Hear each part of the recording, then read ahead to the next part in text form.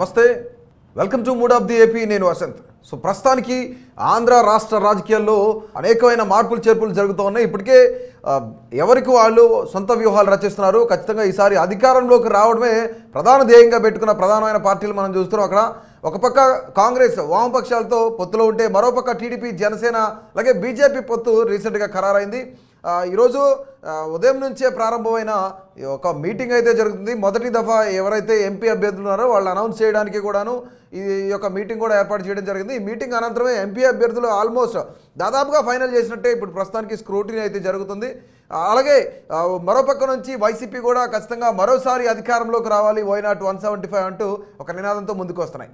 So చూద్దాం, అంటే ప్రస్తుతానికి వీళ్ళ యొక్క మీటింగ్ తర్వాత ఎంపీ అభ్యర్థుల లిస్టును అయితే ఖరారు చేసే అవకాశం ఉంది. ఇప్పటికే ఫైనల్ చేసిన కొన్ని ఇది ఫైనల్ అనుకున్న లిస్ట్ అయితే ఒకటి బయటకు వచ్చింది. దానికి సంబంధించి మనకందరూ ప్రాథమిక సమాచారం ప్రకారం ఆ ఎంపీ అభ్యర్థులు ఎవరెవరు ఎక్కడి నుంచి పోటీ చేస్తున్నారు అనేది మీ ముందు ఉంచే ప్రయత్నం అయితే చేస్తాను. ఒకసారి మనం చూసినట్లయితే ఇప్పటికే ప్రస్తుతానికి టీడీపీకి సంబంధించి 145 నియోజకవర్గాల్లో టీడీపీ పోటీ చేసిన అసెంబ్లీ స్థానాలకు, అలాగే ఒక 17 పార్లమెంటు స్థానాలకైతే ఖచ్చితంగా టీడీపీ పోటీ చేసే అవకాశం ఉందని చెప్పేసి తెలుస్తుంది మనకి. అలాగే బీజేపీ 6 అసెంబ్లీ నియోజకవర్గాలు, మరొక 6 పార్లమెంటు స్థానాల్లో పోటీ చేసే అవకాశం ఉందని తెలుస్తుంది.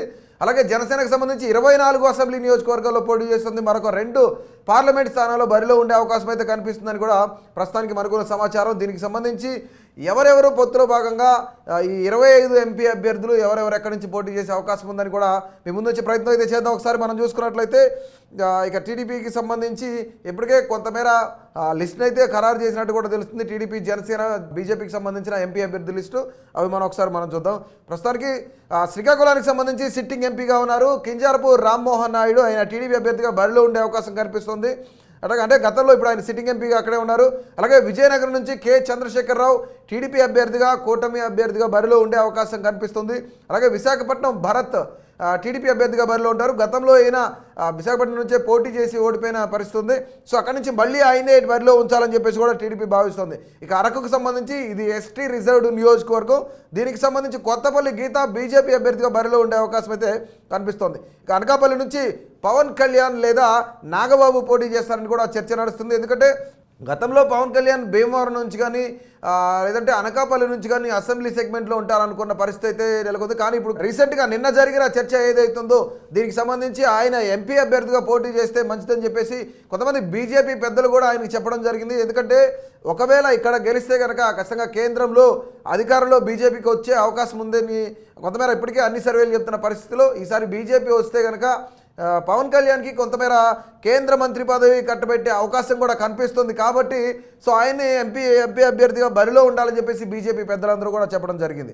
సో ఇక్కడ మనం చూసుకున్నట్లయితే అలాగే రాజమండ్రి బరిలో రాష్ట్ర బీజేపీ అధ్యక్షురాలు దగ్గుబాటి పురంధేశ్వరి కూడా అక్కడి నుంచి పోటీ చేయాలని ఆవిడ ఖరారు చేస్తున్నట్లు కూడా బీజేపీ అధిష్టానం ఫైనల్ చేసిందని కూడా తెలుస్తుంది మనకి. అలాగే రాజమండ్రి నుంచి ఈవిడ పోటీ చేస్తే కనుక ఈసారి కొంత గెలుపు అవకాశాలు ఖచ్చితంగా ఉండే ఛాన్సెస్ అయితే కొంత అడ్వాంటేజ్ ఆవిడకు ఉండే అవకాశం ఉందని కూడా మనకంతున్న ప్రాథమిక సమాచారం. అలాగే కాకినాడ సీట్ను మాత్రం కొంతమేర పెండింగ్లో ఉంచారు ఇప్పటికే. ఎందుకంటే ఇప్పుడు కాకినాడ నుంచి అనేక పేర్లు పరిశీలిస్తున్నారు కాబట్టి సో కాకినాడ ఒక సీట్ను మాత్రం పెండింగ్లో ఉంచారు. అట్లాగే మనం చూసుకున్నట్లయితే అమలాపురానికి సంబంధించి ఇది ఎస్సీ రిజర్వ్డ్ కాబట్టి సెగ్మెంట్గా చూసుకోవచ్చు.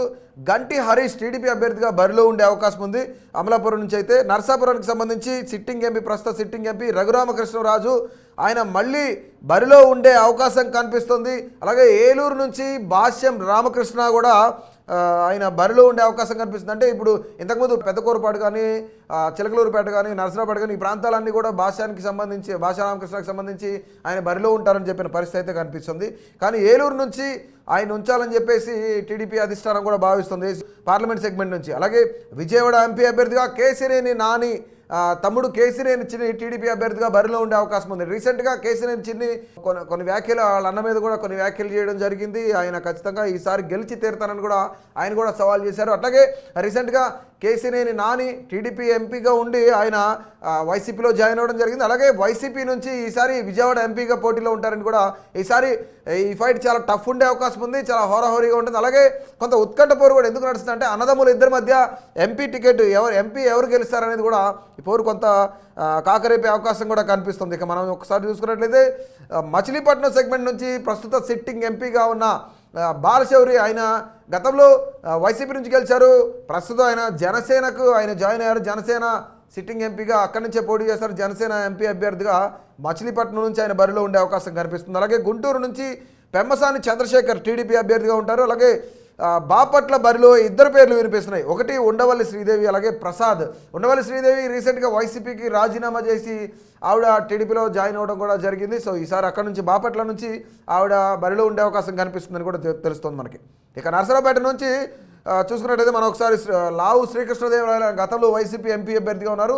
ఈసారి కూడా ఆయన సిట్టింగ్ ఎంపీ అక్కడే ఉన్నారు కాబట్టి ఈసారి కూడా నరసరావుపేట నుంచే టీడీపీ అభ్యర్థిగా బరిలో ఉంటారని కూడా చెప్తున్నారు. ఆల్మోస్ట్ ఆయన పేరును కూడా ఖరారు చేయడం జరిగిందని చెప్పేసి కూడా అధిష్టానం నుంచి అందుతున్న సమాచారం. అలాగే ఒంగోలు నుంచి టీడీపీ అభ్యర్థిగా మాగుంట రాఘవరెడ్డి, అలాగే నెల్లూరు ఎంపీ అభ్యర్థిగా వేమిరెడ్డి ప్రభాకర్ రెడ్డి, వీళ్ళందరూ కూడా రీసెంట్గా వైసీపీ నుంచి ఇక్కడ టీడీపీలోకి వచ్చారు. వీళ్ళందరూ కూడాను టీడీపీ అభ్యర్థులుగా బరిలో ఉండే అవకాశం కనిపిస్తోంది నెల్లూరు నుంచి కూడాను. సో అలాగే కర్నూలు కూడా చూసుకుందాం మనం. కర్నూలు కూడా ఇక్కడ పెండింగ్ ఉంచారు. కర్నూలు ఎంపీ టికెట్ కూడా పెండింగ్ ఉంచడం జరుగుతుంది. అలాగే ఇక నంద్యాల నుంచి బైరెడ్డి శబరి టీడీపీ అభ్యర్థిగా బరిలో ఉండే అవకాశం కనిపిస్తుంది. అలాగే అనంతపురం నుంచి బీకే పార్థసారథి ఆయన టీడీపీ అభ్యర్థిగా బరిలో ఉండే ఛాన్స్ అయితే కనిపిస్తుంది. ఖచ్చితంగా ఆయన పేరు కూడా ఖరారు చేశారని తెలుస్తుంది. హిందూపురం నుంచి ఈసారి హిందూపురం ఎంపీ టికెట్ మాత్రం బీజేపీకి కేటాయించారు. ఇక్కడ బీజేపీ తరఫు నుంచి సత్యకుమార్ పోటీ చేస్తారని కూడా ఇక్కడ మనకు తెలుస్తుంది. కడప నుంచి శ్రీనివాసరెడ్డి లేదా వైఎస్ సౌభాగ్య కడప నుంచి అయితే వీళ్ళు బరిలో ఉన్నారు. సో ఈసారి కడప నుంచి మంచి టఫ్ ఉండే అవకాశం కనిపిస్తుంది. ఇంతకుముందు అవినాష్ రెడ్డి కూడా అక్కడి నుంచే పోటీ చేశారు, ఆయన గెలిచారు. సో ఈసారి ఆయన మీద కొంత అసంతృప్తి కానీ కేసులు కానీ ఇవన్నీ కూడాను కొంతమేర ప్రజలకి కొంతమేర వ్యతిరేకత కనిపించిందని చెప్పేసి అక్కడ ఉన్న సమాచారం. ఖచ్చితంగా ఈసారి అక్కడ నుంచి వైఎస్ ఫ్యామిలీ తరఫు నుంచి కూడాను ఒక వ్యక్తిని బరిలో ఉంచే అవకాశం కనిపిస్తుంది అక్కడ నుంచి. అలాగే ఇక రాజంపేట నుంచి ఉమ్మడి ఆంధ్రప్రదేశ్ మాజీ ముఖ్యమంత్రి, ప్రస్తుతం ఆయన బీజేపీలో ఉన్నారు, నల్లారి కిరణ్ కుమార్ రెడ్డి రాజంపేట నుంచి ఆయన ఎంపీ అభ్యర్థిగా బరిలో ఉండే ఛాన్స్ అయితే కనిపిస్తుంది. తిరుపతి ఎస్సీ రిజర్వ్డ్ సెగ్మెంట్ మనం చూసుకున్నట్టయితే రత్నప్రభ, అలాగే నిహారిక లేదంటే పనబాక లక్ష్మి, వీళ్ళ ముగ్గురులో కూడా ఎవరైనా ఉండే అవకాశం అయితే కనిపిస్తుంది బరిలో. ఎందుకంటే ముగ్గురు పేర్లు పరిశీలిస్తున్నారు కాబట్టి ముగ్గురులో ఎవరో ఒకళ్ళు ఉండే అవకాశం అయితే కనిపిస్తుంది. ఇక మనం ఫైనల్గా చూసుకున్నట్లయితే చిత్తూరు, ఇది ఎస్సీ రిజర్వ్డ్ నియోజకవర్గం అనమాట. డి ప్రసాదరావు టీడీపీ అభ్యర్థిగా బరిలో ఉండే అవకాశం కనిపిస్తుంది. ఆల్మోస్ట్ ఇవన్నీ కూడాను ఇప్పటి వరకు మనం ఏవైతే చూసుకున్నామో ఈ అన్ని పేర్లు కూడాను ఆల్మోస్ట్ ఫైనల్ అయినట్లే కనిపిస్తుంది. ఇక ఈరోజు జరుగుతున్న ఏదైతే టీడీపీ జనసేన బీజేపీ పొత్తుపై అలాగే సీట్లపై కొంత క్లారిటీ రావాల్సి ఉన్న మీటింగ్లో వీటన్నిటి కూడా ప్రస్తావించే అవకాశం ఉంది. ఇది స్క్రూటినీ చేసి ఫైనల్గా ఈరోజు ఈవినింగ్కే వచ్చే ఛాన్స్ అయితే కనిపిస్తుంది. సో ఖచ్చితంగా అధికారంలోకి రావాలని ఒక పక్క వైసీపీ, మరొక పక్క టీడీపీ జనసేన బీజేపీ కూటములు హోరాహోరీ పోటీలో అయితే ఉండే అవకాశం అయితే కనిపిస్తుంది. ఈసారి ఎవరు ఎక్కడి నుంచి పోటీ చేసినా చాలా తక్కువ మెజారిటీ, భారీ మెజారిటీ అయితే రాదు, చాలా తక్కువ మెజారిటీ వస్తుందని కూడా ఇప్పటికే అనేకమైన సర్వేలు కూడా చెప్పడం జరుగుతుంది.